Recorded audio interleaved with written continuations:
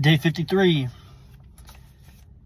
So let's be super open and vulnerable today, I guess personally here. So starting in early December, I had a cold, turned into a sinus infection. I don't know, maybe strep throat. I don't know what it was, but it was like 3.5 weeks that, again, started early December, ran really past Christmas. And I'm hard-headed because I won't take anything other than over-the-counter medicine. So probably lingered longer than it should have. And then had 4 really good weeks after that, really all throughout January, where, you know, I was still able to get workouts in throughout December, January, etc. But in terms of just feeling good every day, I was really hitting my stride in January, just with health and not being sick. And boom, a couple days ago, again, same exact dang thing where it feels like severe sinus infection. You got like needles feeling like they're in your throat, hurts to swallow. And again, just the idea of like, yeah, it's okay to take some rest or make sure you're getting your rest. And, I should be probably taking more medicine than I am, but taking the over-counter meds, taking, a ton of water. But like, also I still think it's important to get sweats in. I still am getting to the gym and I'm still doing everything I can to push forward with my goals. And again, I want to be clear, like I'm not tough and I am not perfect, because at the end of the day, like me being sick and still, hitting chest and tries and doing legs and like hitting these workouts, that's cool and all, but it truly pales in comparison to like the real adversity that people go through on a daily basis. Like this is nothing. I think I have to hype myself up as if I'm doing the Michael Jordan flu game thing because we're getting through and we're still staying motivated.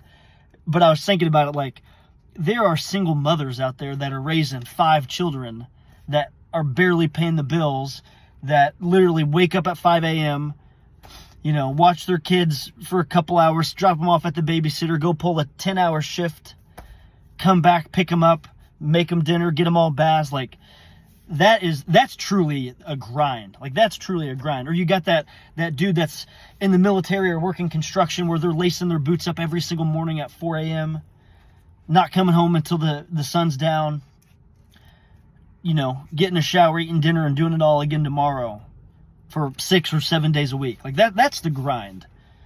Those are the people the unsung heroes that, they're not hollering from the rooftops that, those single mothers or those dudes grinding 70 hours a week. Like they're not even letting you know about it. They're just grinding with their head down, nose to the grindstone. And I respect the heck out of that. I'm just trying to draw a very small comparison of like you and your life or me and my life, whatever our adversities are, they are our adversities. And we don't have to compare. I was just doing that as a reference point, but we don't have to compare like, or downplay our situation. But also like, if we do put it in perspective, it should remind us that, hey, I don't have it all that bad and I can still absolutely push forward even when I'm not feeling optimal. And someone might be like, well, Bryson, just take some days off or relax or just stop thinking of it like that. Well, the problem is if you let the foot off the gas pedal, then I could stop going to the gym today or tomorrow. I could stop doing these videos. I could stop being intentional because I have a reason that I'm sick. But what happens when there's another reason that's kind of like a half reason, and then I take time off for that, and then there's another situation that's a really bad reason, it's just an excuse, and then I start making excuses, and then months down the road, it's like you're not even doing anything. You've become lazy. I just truly think like with my mindset, I've got to continue to keep the foot on the gas pedal. And some people that might lead to burnout. And I've got other flaws that maybe, pitfalls that other people might not fall into. But one thing I guess that I can do is I can stay disciplined throughout this, moderate adversity. So the quote that I have today is, motivation comes and goes. You have to create habits that pull you forward regardless. Like, again, being vulnerable. Not the most motivated day, not the most motivated week when you're just struggling to breathe, especially the mornings suck. The afternoons have been a little bit better the last few days, but it's like, okay, we're still going to get in. We're still going to do everything we have to do. And I know I'm going to feel better for it. I'm going to be better for it. So the verses I have today, Philippians 4:12 and 13. And I know Philippians 4:13 is probably one of the most popular verses in the Bible, but let's talk about this and break it down real quick. So Philippians 4, starting with verse 12, it says, I know what it is to be in need, and I know what it is to have plenty. I have learned the secret of being content in any and every situation, whether well-fed or hungry, whether living in plenty or living in want. I can do all this through him who gives me strength. And then another translation you might hear, I can do all things through Christ who gives me strength.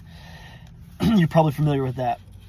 And in my application study Bible, when it breaks down what Paul's saying, it says, are you content in circumstances you face? Paul knew how to be content, whether he had plenty or whether he was in need. The secret was drawing on Christ's power for strength. Do you have great needs, or are you discontented because you don't have what you want? Learn to rely on God's promises and Christ's power to help you be content. And if you're always feeling like you want more, ask God to remove that desire and teach you contentment in every circumstance. And contentment's not a reason for us to be lazy or to not act. Contentment is just being thankful and grateful in the circumstances that you're given and making the most out of those circumstances.